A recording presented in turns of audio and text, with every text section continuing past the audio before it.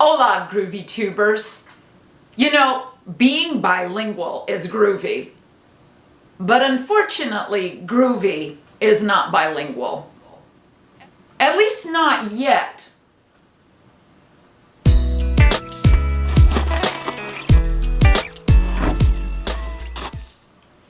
It's pretty sad that I cannot speak anything except the English, especially if you consider that I lived for several years in early grade school right on the Texas border with Mexico.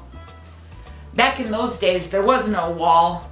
Heck, I don't even think there was a fence. There was just the natural border of the Rio Grande River. Consequently, I went to school with more Hispanic kids than Caucasian kids. Even my teachers, Senora Garcia and Senora Estevez, were Hispanic. And I had wonderful friends with fabulous names like Arcelia de la Cruz, Baldomero de Alejandro, Carlos Pacheco, Jose Villarreal, Freddy Vargas, and Nora Sanchez. Every afternoon in our school, a guest teacher would come and teach us basic Spanish, day in, day out, 2 years. It was amazing. Sadly, I only lived there during the 3rd and 4th grade, so over the years, my familiarity with Spanish and Mexican life and culture faded significantly. Now I have to even think before I buy tortillas. Fast forward to high school. I took 1 whole semester of Latin, and then we moved. And my new high school didn't offer Latin. So instead, I signed up for French 101 with Mademoiselle Jarmon. Unfortunately, that was it because I was a doofus and I didn't take any more years of French. You know, the only thing I remember from that class is that Mademoiselle Jarmon lived in Paris for a while and that Alouette, Jonte Alouette is actually a horrible song about dismembering birds. Then came adulthood and married life. I was 18 when I got married, and we had both of our first 2 children by the time I was 21. And somewhere along the way in the early years, we decided to homeschool them. Of course, that was way back in the old days where we had to watch TV by candlelight and where homeschooling was considered very suspect by the state. Consequently, while other kids were having fire drills at school, we were having what to do if DHS shows up at your door drills. Needless to say, we were very careful to know our state's laws and regulations, and we carefully checked off every box for our kids' educational requirements, including foreign language. You know, we were poor way back in the day, so we scrounged up some second-rate French curriculum and I helped them learn French. Or not, as the case may be. Then, when our son was 13, we started round 2 of kiddos with Gigi and Abacus, who you sometimes see on my videos. And we continued homeschooling. At one point, I entered a contest and actually won an entire Rosetta Stone curriculum. How groovy is that?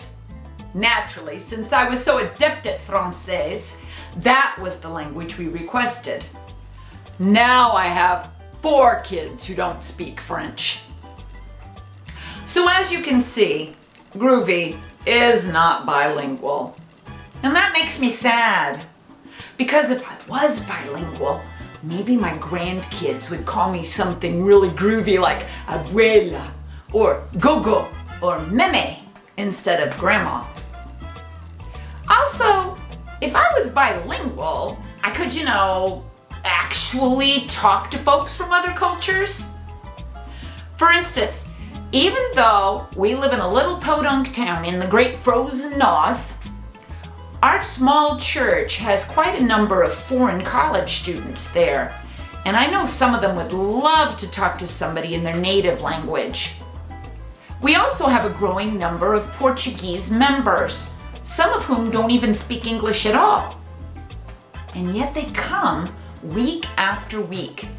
So one of our worship leaders sought out a Portuguese praise song and taught it to us so that these precious ladies could worship with us in their own language. Tua fidelidade é grande, tua fidelidade incomparável. Nada é como tu, bendito Deus, grande é tua fidelidade. How awesome would it be if I could go beyond saying hola and awkwardly smiling at these sisters in Christ and actually converse with them, ask how they're doing, pray with them, invite them over so that we could talk. It would be wonderful.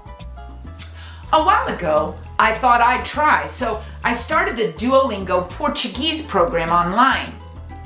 They taught me the difference between man and boy and woman and girl. And they prompted me to conversationally ask, where do you keep your pineapple? Yeah, not very helpful. So here is how I'm going to step out of my element for Maria and Bianca and my tens of YouTube fans. I am going to learn Portuguese. For reals this time. I hope. I've decided to dive into PortuguesePod101.com. Since the only Portuguese I know are the words to that very short praise song I sang a moment ago, I'll need to start at the very beginning. It's a very good place to start. So there you go. I'll be reporting in about once a month on my progress, and I'm gonna trust my Groovy tubers to help keep me on track with my learning. What are you gonna do this week to step out of your element?